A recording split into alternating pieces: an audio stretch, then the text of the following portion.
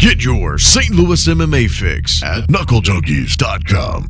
This video is sponsored by Brad Carey with Realty Executives Premier. If you're looking to buy or sell your home, call Brad Carey. Quinton O'Brien here with Art of 8 Kickboxing, helping out the Knuckle Junkies. As a longtime kickboxer, longtime kickboxing fan, I've been around, I've fought everywhere, fought nationals, worlds, got to live my dream fight on Gloria. Now I'm here to help the Knuckle Junkies guys break down some of the fights on the upcoming Bellator card. So the first fight on the preliminary card is going to be Mimi Kutzen and Tara Walker. This is an exciting rematch of a fight that took place a few years back on Rumble Time. If you're looking for a good knockdown drag out between two of the area's best amateurs, this is where it's at. Tara likes to come downhill, fight hard. Coincidentally, so does Mimi. Mimi's got a really good inside game, and Tara's got a little bit more, got a little bit of a Dutch style game to herself. So the second preliminary fight's a really interesting one for St. Louis kickboxing and Muay Thai in general.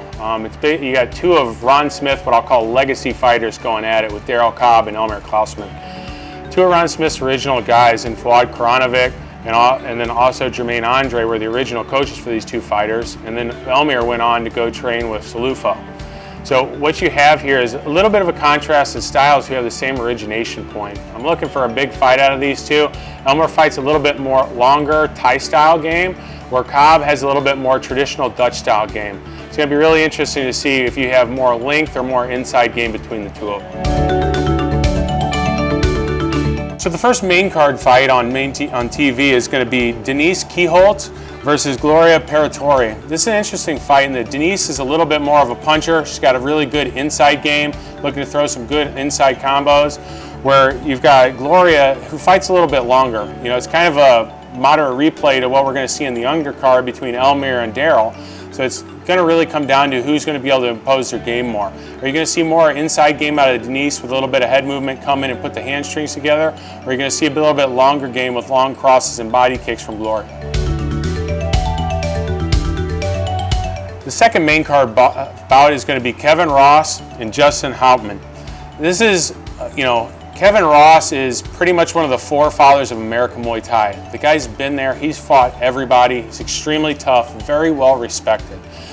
Where you've got Justin Houghton is a guy who's coming out a little bit fresher, good boxing background, he's got some glory history behind him as well. What I'm looking for out of this fight is, Kevin to use that experience, that good tight inside game, and just really put all the different pieces together. It'll be interesting for him in that he's not going to get the benefit of elbows with Bellator, but he's had so much international experience that his hand and leg combinations and the amount of inside and outside stuff he can throw is pretty tremendous. We got in Justin, he's a little bit of what I would jokingly say, Matt Riddle of the kickboxing game. He's very downhill, he likes to bang, you're not going to hurt him, he's going to come downhill. You got, in his last Glory fight, he fought a very tough opponent, took some shots, kept coming to the very end. I'm looking for him with a boxing background to put together a little bit more hands and finish it up with some good leg kicks in an effort to kind of stun Kevin and chew him up a little bit to slow him down.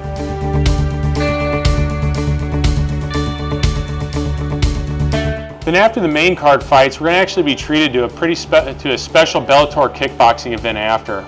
We're going to get to see Gilbert Melendez's wife take on a very game opponent, Sarah Howe. I expect a lot of fireworks there, and then that's going to flow into a Raymond Daniels fight versus opponent where they're still locking down. Raymond Daniels, for those of you who aren't familiar, is burst on from an American kickboxer to more of a international style K1 kickboxing style game. He just came out of a long stint with Glory, where his only losses were to the two former champions. Very exciting fighter. Look for some pretty explosive spinning stuff. Very American kickboxing style, but to add to that in Glory, he's really started to develop his hands and his power. I expect to see him establish the length, stun a fighter with his hands, and kind of come downhill.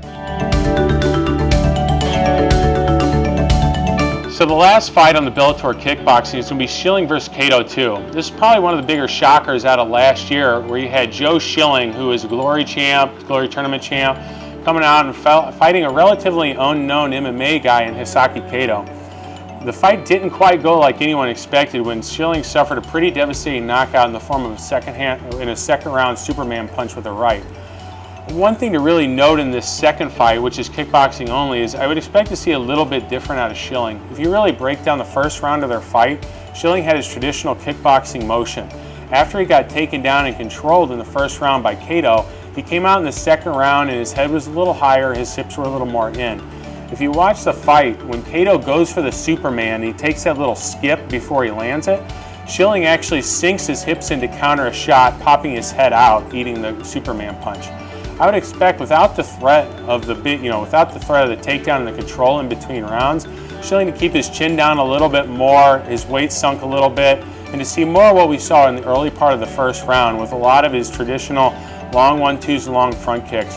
For Cato to be effective in a kickboxing fight, he's going to do what he does best, which is he follows in his big left hand as a lefty, and then he'll multiply it up. So you might see 2 or 3 lefts in a row after the first one to stun, and then he'll throw some flurries, and he'll also come back with good head kicks. This one's really going to come down to, can Cato come in and close the range? Another key thing to watch in this fight versus the first one is in a ring versus a cage. Schilling likes to bounce off the ropes and come with high front kicks or come off with punches and use the ropes to his advantage. With the cage, that was negated. You can see that in the first round where he gets caught by Cato with a quick flurry on the ropes towards the end of the first round. With ropes in play, I expect to see Schilling bounce off a little bit more and be a little bit more dynamic coming off the wall in the cage. So as a fan of kickboxing, this is going to be probably the best show to ever come from St. Louis. What you're going to get is some very high-level MMA fighters, as well as some very, very high-level kickboxers. Between Joe Schilling and Kevin Ross, you've pretty much got 2 of the biggest names to come out of the American Muay Thai and K1 scene in a long time. Kevin Ross being internationally respected. You got Joe Schilling, who's a Glory champ. Those 2 guys alone are worth coming to see. Add to that, you've got some other dynamite names, both from the local scene and internationally. This is going to be a big card for the area. Expecting to see a lot of big things as Bellator starts to pair up this kickboxing type event and bring a little excitement to the venues. A good MMA fight is hard to beat, but at the same time, so is a good kickboxing fight. If you can chain them in, this might be a new business model we're seeing where you get to grow kickboxing by bringing in American fans who might not be as familiar with the sport into seeing a new way to look at it where guys just sit in the ring and they just blast each other out. It's going to be very exciting for the St. Louis area.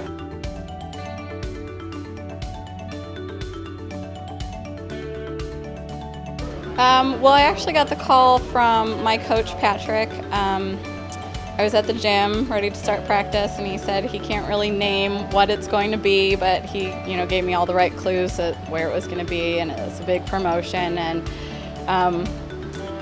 my heart kind of skipped a beat, I guess, because I never thought that I would be able to kickbox for Bellator. So I was really excited. I didn't even have to really think about it. I just said yes. So whatever I had to do to get on that show, I wanted to be on it. I always have a little bit of nerves. This opponent, Mimi, her and I have fought before about a year and a half ago, and she's a really tough girl, so it was a really close fight, split decision in my favor, so I know she's definitely going to bring her game, so I'm nervous, but at the same time, having fought her before, it's kind of calming as well, so I think I have a really good foundation. I got a really good fight camp in, and I'm feeling really confident.